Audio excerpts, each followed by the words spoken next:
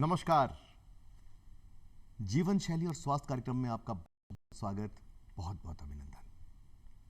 हम सभी की इच्छा रहती है अच्छे स्वास्थ्य को पाना, समृद्ध होना, शक्तिवान होना, और इन सब चीज़ों के लिए हम नित नए प्रयास रोज करते हैं। अच्छा स्वास्थ्य अच्छी जीवन शैली पर निर्भर करता है, और अच्छे स्वास्थ्य पर बातचीत करने के लिए, अच्छी जीवन शैली पर जो परामर्श देने, आज हमारे स्टूडियो में मौजूद हैं एक ख़ास मेहमान। आप हैं डॉक्टर सैफुद्दीन अरसीवाला साहब। आप हृदय रोग विशेषज्ञ हैं और कई सालों से जो है हृदय रोग शल्य चिकित्सा में से जुड़े हैं। आपका बहुत बहुत स्वागत। डॉक्टर साहब, आम जन के हिसाब से एक कॉमन मैन के लिए अच्छी हेल्थ, अच्छा स्वास्थ्य क्या है? नमस्ते। दूरदर्शन के दर्शकों को और चंदन जी को मेरा बहुत बहुत धन्यवाद। नमस्कार सर जी। जीवन शैली के 5 हिस्से होते हैं जी, जो हम रोज देखते हैं, जो परफॉर्म करते हैं। पहला है डाइट, यानी कि आहार, भोजन जी। आहार और भोजन में थोड़ा सा डिफरेंस है जी, तो लेट अस से आहार ठीक। दूसरा है एक्सरसाइज, यानी कि वर्जिश करना। जी। तीसरा है स्लीप, निद्रा, नींद ठीक। चौथा है स्ट्रेस, यानी कि तनाव, जो हमारे लाइफ में तनाव आता है। हाँ। और पांचवा है कि हमारे में से कई लोग नशीले पदार्थ यूज करते हैं या फिर आर्टिफिशियल कुछ भी यूज करते हो, किसी भी तरीके का जी। मेडिसिन हो, चाहे एंटीबायोटिक्स हो, चाहे ड्रग्स हो जी, स्मोकिंग, धूम्रपान हो, अल्कोहल हो, तंबाकू, ये सारे एक ग्रुप में हम मिला के ये कह सकते हैं कि इन्हें हम एक नशीले पदार्थ या ड्रग्स कह सकते हैं। तो ये 5 चीजें हमारे जीवन शैली को इन्फ्लुएंस करती प्रभावित करती हैं जी।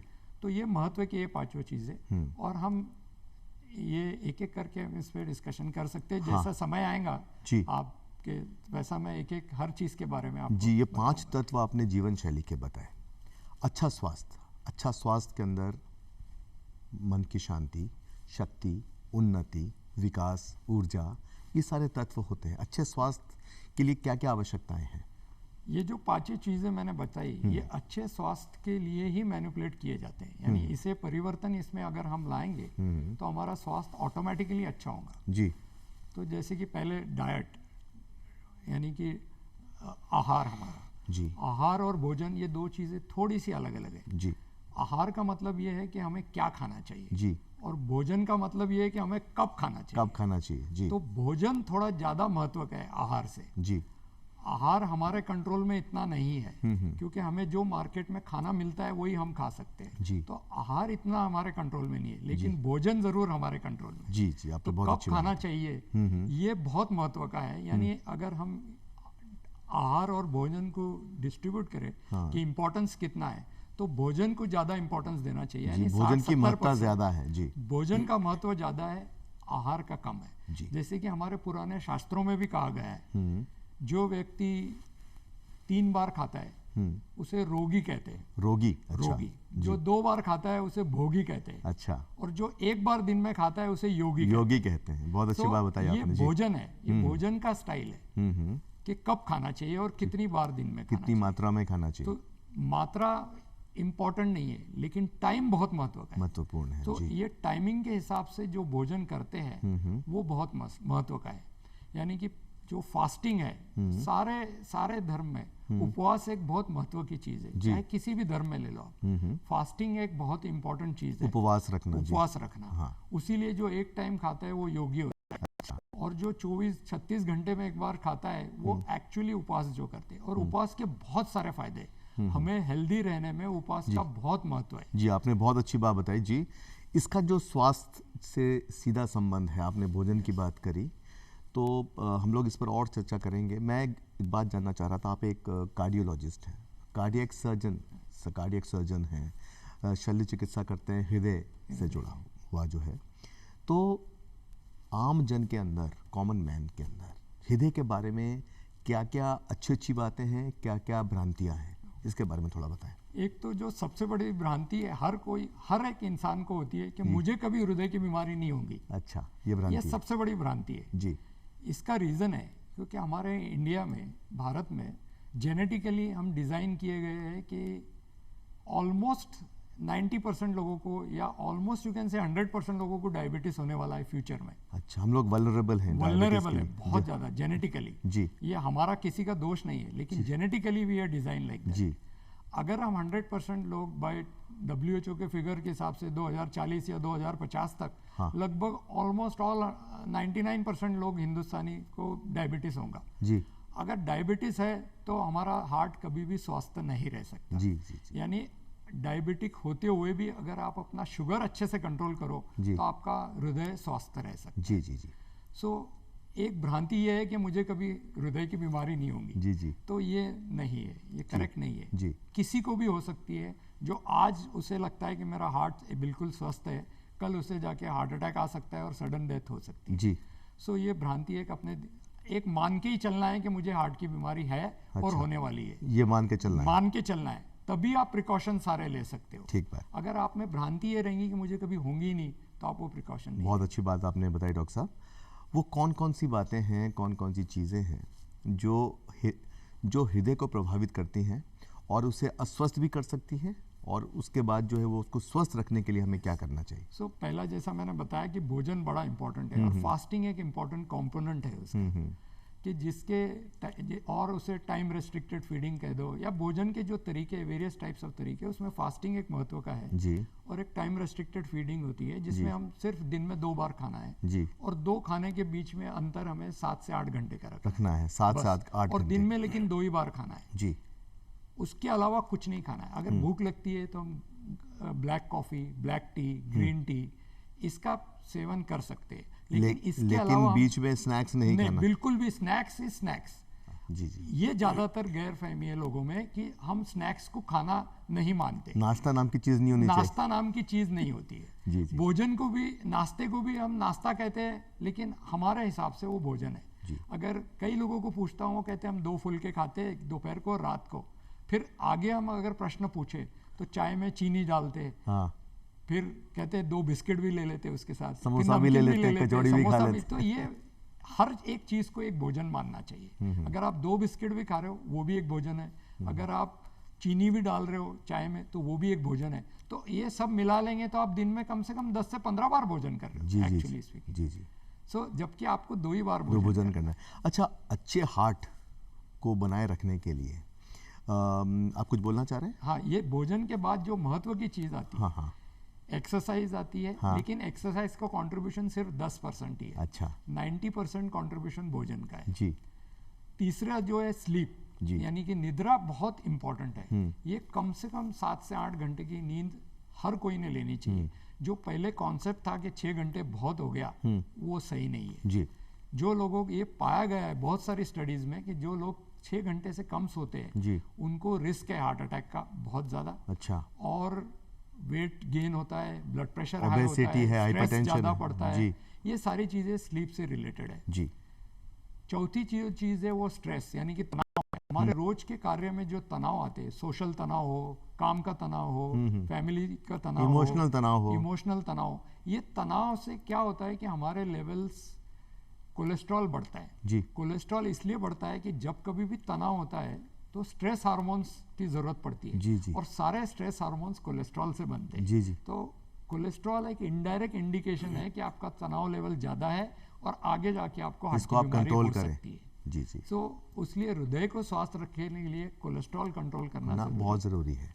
आपने और बहुत लास्ट, हाँ धूम्रपान हाँ धूम्रपान बिल्कुल नहीं करना चाहिए। तंबाकू। स्मोकिंग बहुत बड़ा रिस्क फैक्टर है। जी जी स्वस्थ हृदय को रखने के लिए स्मोकिंग बिल्कुल ही नहीं करनी चाहिए। और इनफैक्ट जो बाजू में अगर कोई स्मोक कर रहा है तो उसके बाजू में भी नहीं बैठना चाहिए। सो स्मोकिंग, और फिर उसके साथ साथ पोल्यूशन जो हमारे एनवायरनमेंट में हाँ है, हाँ चाहे धुआं हो, चाहे किसी भी तरीके का माइनिंग का पोल्यूशन हो, जो राजस्थान में काफ़ी कॉमन है। सो ये सारे मिलके pollution is also very important. Important. आपने बहुत अच्छी बात बताई। इसमें 2 चीज़ मैं जानना चाह रहा था। एक तो दौड़ती भागती ज़िंदगी है, लोगों के बहुत एम्बिशंस हैं, उनको बहुत एनर्जी चाहिए और खूब सारा काम करना चाहते हैं, ये भी करें, ये भी करें, ये भी करें, ये भी करें, और उसमें जो है 2 खाने, 2 भोजन सफिशिएंट नहीं होते, मतलब पूरे नहीं पड़ते। तो ऐसी स्थिति में क्या करें, नंबर 1, और नंबर 2, कई लोग खुद डॉक्टर बन जाते हैं। यस। कोलेस्ट्रॉल कम करने के लिए किसी ने बोला ये दवा ले लो, किसी ने बोला बीपी के लिए ये ले लो, किसी ने हट से बीपी की दवा छोड़ दी, या किसी ने डायबिटीज़ के लिए अपनी मर्जी से दवा ले ली। ऐसी स्थिति में क्या करना चाहिए? पहले आप जो कहते हो कि 2 टाइम फॉलो करना बड़ा मुश्किल है, नहीं, बिल्कुल भी मुश्किल नहीं है। अच्छा। इनफैक्ट आप जब काम कर रहे होते हो तो आप बिल्कुल भी किसी चीज़ का सेवन मत करो, जी, सिर्फ black T, black coffee, green tea. हाँ, और इनफैक्ट मैं ये बोलता हूँ कि जब कभी भी आपको भूख लगी अपने काम में लग जाओ, सो इट्स मच ईजियर कि ताकि जब आपका आप ध्यान काम में भोजन की लगो तो तरफ नहीं ध्यान जाएगा। अपना काम की तरफ चला जाता है, तो हम खाना पीना भूल जाते हैं उस जी, समय। जी, जी, जी। सो ये एक महत्व की चीज़ है। हाँ, हाँ, और दूसरा, कुछ कई लोगों को सिम्टम्स आते हैं कि मुझे हेडेक हो रहा है या एसिडिटी हो रही है क्योंकि मैं भूखा रहूँगा तो, या मेरा शुगर कम हो जाएगा। अगर आप नॉर्मल हो तो आपको ये कोई भी सिम्टम्स नहीं आएंगे। हेडेक ज़रूर आ सकते हैं कि अगर आप कम पानी पीएंगे तो आपको हेडेक आएगा। तो जब आपको भूख लगती है और हेडेक हो रहा है तो आप पानी पी लो, या गर्म चाय पी लो, या नींबू पानी पी लो। नींबू पानी से भी इंसुलिन रिलीज बहुत कम होता है, तो वो कर सकते हो। तो ऐसा नहीं है, बहुत ईजी है, क्योंकि हम दिन में 2 बार तो ज़रूर हम खाना खाते हैं। जी, जो और एक महत्व की बात है जो मैंने बताया कि हमें भूख लगना और खाने का मन होना, ये 2 चीज़ें अलग अलग अलग हैं।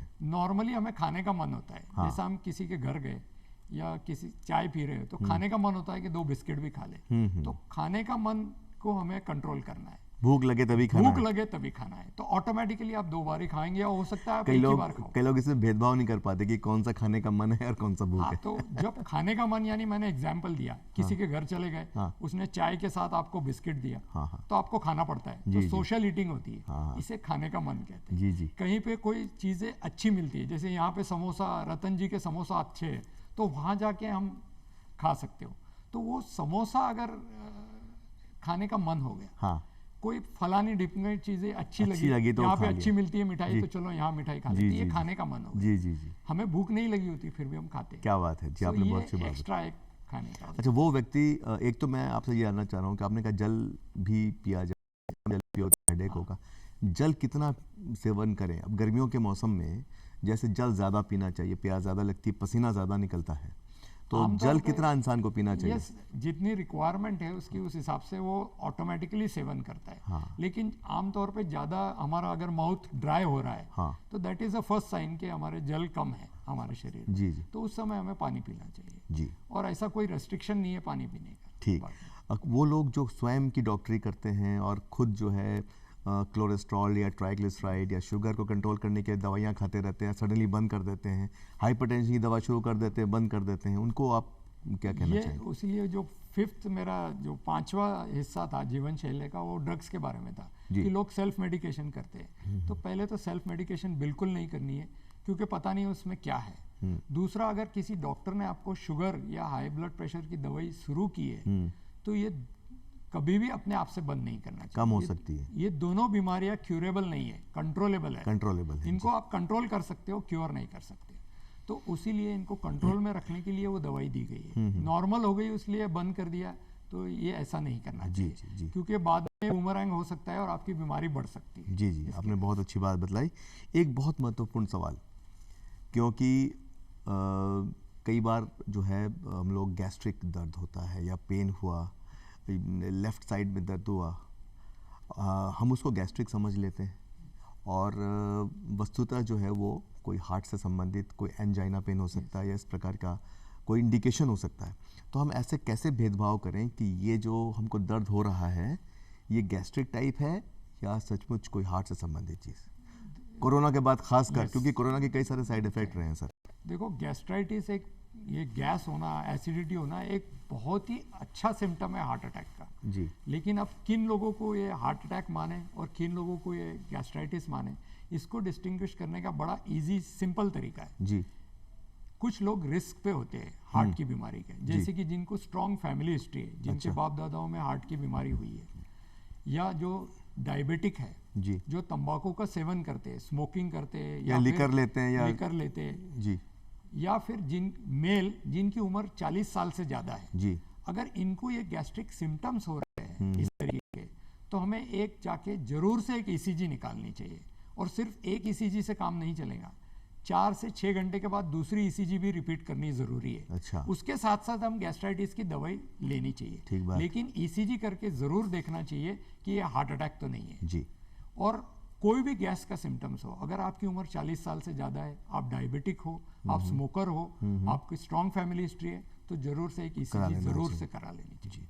क्योंकि ये जो इस प्रकार के सिम्टम्स एक इंडिकेशन भी देता है कई बार कि हाँ कुछ गड़बड़ होने जा रही है। 70% चांस है कि उस आदमी को हार्ट का अटैक आ रहा हो उस समय, 70% चांस है। 30% लोगों का ईसीजी नॉर्मल आता है, पहला सबका नॉर्मल आ सकता है, लेकिन जो 4 घंटे के बाद ईसीजी रिपीट करते हैं उसमें हार्ट अटैक के चेंजेस आते हैं। जी अच्छा, एक बहुत महत्वपूर्ण सवाल, कई लोग सेडेंटरी लाइफस्टाइल लीड करते हैं, आलसी रहते हैं, खूब खाते हैं, जंक फूड भी खाते हैं, एक्सरसाइज नहीं करते, और सडनली उनको एक दिन जो है ज्ञात होता है कि भाई नहीं, अब मैं बड़ा मोटा हो गया हूँ और लोगों ने मुझे टोका है और मुझे स्लिम एंड फिट होना चाहिए।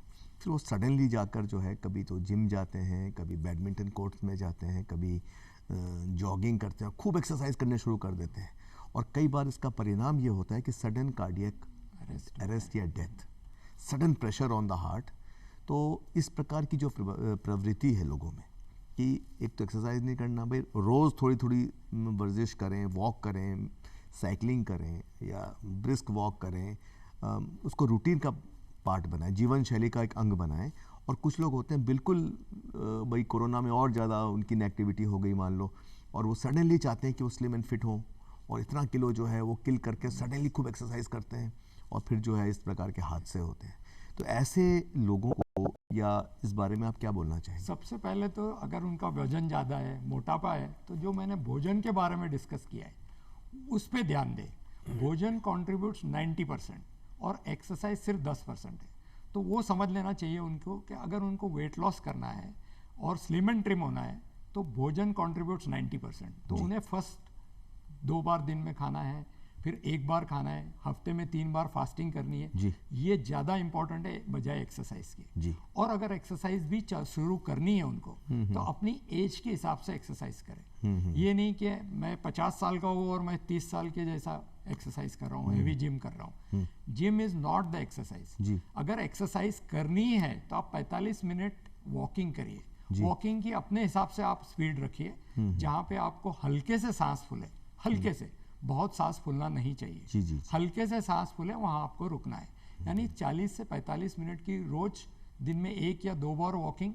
और अगर आप ऑफिस गोअर है और आप 45 मिनट नहीं निकाल सकते तो आजकल एक नई टेक्निक आई है, उसे हम इंटरमिटेंट वॉकिंग कहते हैं। Intermittent walking. आप हर घंटे में 5 से 10 मिनट अपनी कुर्सी से, चेयर से उठ के 10 मिनट के लिए चल लो। ऑफिस में चाहे तो मतलब कांस्टेंट सिटिंग करने वाले, खासकर जो आईटी के लोग हैं या जिनकी सिटिंग ज्यादा होती है, 6 घंटे 8 घंटे की आपकी सिटिंग ड्यूटी है, तो आप हर घंटे में 1 बार उठो और 5 से 7 मिनट घड़ी लगा के चलना है आपको। वॉक के फिर चाहे हॉल छोटा हो आपका, लेकिन उठ के चलना, उठना जरूर है, उठना जरूर है और चलना जरूर है। जी तो अगर आप 7 मिनट भी चलते 8 घंटे तो 50 मिनट तो हो ही गए आप। जी आपने बहुत अच्छी बात बताई। तो दिस इज इंटरमिटेंट वॉकिंग, और इसका इफेक्ट कहते हैं कि ऑलमोस्ट सिमिलर है अच्छा टू रेगुलर वॉकिंग। जी आपने बहुत अच्छी बात बताई। सर, आमतौर पे देखा गया है कि आपने अभी जिक्र किया कि तनाव, और तनाव का सीधा संबंध हमारे मानसिक स्वास्थ्य से है, मेंटल हेल्थ जो होती है। तो मैं जानना चाहता हूँ आपसे कि वॉकिंग और एक्सरसाइज के अलावा जो योग, ध्यान, प्राणायाम, आसन, ये सारे जो बहुत ही गुणकारी जो प्रयास हैं और बिल्कुल टेस्टेड हैं, बहुत सालों से हमारे ऋषि मुनि करते थे, आमजन इसको जो है इसको कर रहा है, बहुत पॉपुलर हुआ है योगा और आसन से लेके प्राणायाम से लेके ध्यान और उसके अलग अलग क्रियाएं। तो किस प्रकार से योग, ध्यान, प्राणायाम हार्ट को और हेल्दी बनाने के लिए और हमारे जीवन शैली को और अच्छा बनाने के लिए काम करता है? देखो, इसमें से ध्यान और प्राणायाम ये ज़्यादा महत्व का है। योगा पॉपुलराइज किया अमेरिकन्स ने जी, और वो it is directly related to our body जी, बट ध्यान और प्राणायाम ये 2 चीजें हमारे माइंड से भी रिलेटेड, मेंटल हेल्थ से। Yoga is flexible body means flexible mind, flexible mind means flexible body जी। तो ये योगा का प्रिंसिपल है। हाँ। लेकिन योगा भी हर एज के हिसाब से अलग अलग तरीके से किया जाना चाहिए, नहीं तो वो इंजुरी कर सकता है। खासकर अगर गुरु के डायरेक्शन में नहीं है तो। जी। और दूसरा ये है कि जैसी हमारी वय बढ़ती है वैसे हमारी फ्लेक्सिबिलिटी की बॉडी कम होती है जी। तो हमें वय के हिसाब से योगा करना चाहिए। तो ये तो योगा की बात होगी। अब स्ट्रेस रिडक्शन के लिए एक तो ध्यान बहुत इंपॉर्टेंट चीज है जी।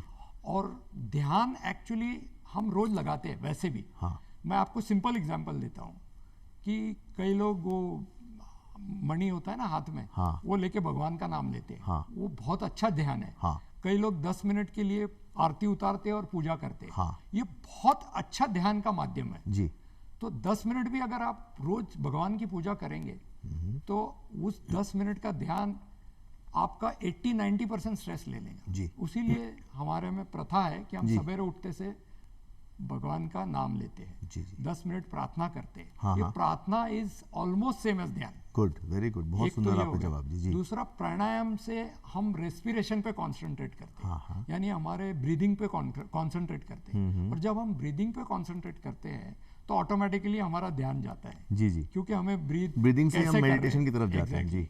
सो ध्यान और प्राणायाम ये हमारे माइंड के लिए बहुत अच्छा है और योगा हमारे बॉडी के लिए अच्छा। बहुत अच्छी बात आपने बताई। अच्छा, कुछ लोगों की प्रवृत्ति होती है वसा युक्त भोजन ज़्यादा ग्रहण करना, मानते नहीं हैं। अब जैसे सूखी रोटी खाने के लिए कई बार कहा जाता है। कुछ लोग खूब समोसा या कचौरी या चम्मच चम्मच जब तक घी नहीं पड़े और जब तक जो है बहुत ही ऊपर तेल नहीं तैरे उनको खाना जो है भाता नहीं है। एक तो ये बात, और दूसरा कई ऐसे हमारे दर्शक भी होंगे, हमारे युवा साथी भी हैं जो ये मानते हैं कि नहीं नहीं, हार्ट को केयर करने की ज़रूरत नहीं है, मुझे एक्सरसाइज की ज़रूरत नहीं है, मुझे ध्यान प्राणायाम योगा की ज़रूरत नहीं है, I am fine, I will be fine. तो इस प्रकार के सिचुएशंस में आप क्या सुझाव देंगे? एक तो वसायुक्त भोजन जो करते हैं, और दूसरा इस प्रकार की प्रवृत्ति कि no I don't need exercise, I don't need yoga ध्यान, ये सब क्या होता है? जो पहली चीज़ है वो डाइट में आती है, आहार में। जी। क्योंकि हमारे राजस्थान का स्टेपल फूड है समोसा और कचौड़ी। हाँ। और वो बहुत ही अच्छा बैलेंस डाइट है। अच्छा। मेरे हिसाब से। अच्छा। क्योंकि उसमें करेक्ट मात्रा से प्रोटीन है, कार्बोहाइड्रेट है और फैट है। लेकिन सिर्फ हम भूल जाते हैं कि ये चीज़ें हमें घर पे बनानी है। हाँ। और ये क्योंकि राजस्थानी लोग ट्रैवलर्स हुआ करते थे, व्यापारी होते थे, एक शहर से दूसरे शहर बिजनेस के लिए जाते थे, प्रिजर्वेबल फूड रखते थे। प्रिजर्वेबल फूड अपने साथ रखते थे। जी जी। और उस जमाने में फ्रिज था नहीं। जी जी। और एक टाइप का आहार ऐसा है जिसमें फ्रिज का फूड बिल्कुल यूज नहीं करते हो। हाँ हाँ। तो ये फिट बैठता है उसमें कि हमें समोसा और कचौड़ी हमारे साथ बांध के लेके जाए तो 24 से 48 घंटे तक वो फूड अच्छा रहता है और बैलेंस फूड भी मिलता है। तो उसमें कोई बुराई नहीं है। दूसरी बात है देसी घी की। देसी घी बहुत एक अच्छी चीज है। हाँ। 20 से 30 ग्राम अगर आप रोज खाते हो हाँ। तो आपको एक क्षमता देती है कि आपको इन्फेक्शन से फाइट करने की एक क्षमता मिलती है। कैंसर, एंटी कैंसर एलिमेंट्स है, एसेंशियल फैटी एसिड्स है, जिसके बहुत सारे एडवांटेज है हमारे शरीर में। सो देसी घी भी बहुत अच्छी चीज़ है, लेकिन वो मॉडरेशन में यूज़ करनी चाहिए। जी जी। बहुत ज़्यादा यूज़ नहीं करनी चाहिए, क्योंकि देसी घी का इन्वेंशन सिर्फ हिंदुस्तान में ही हुआ है।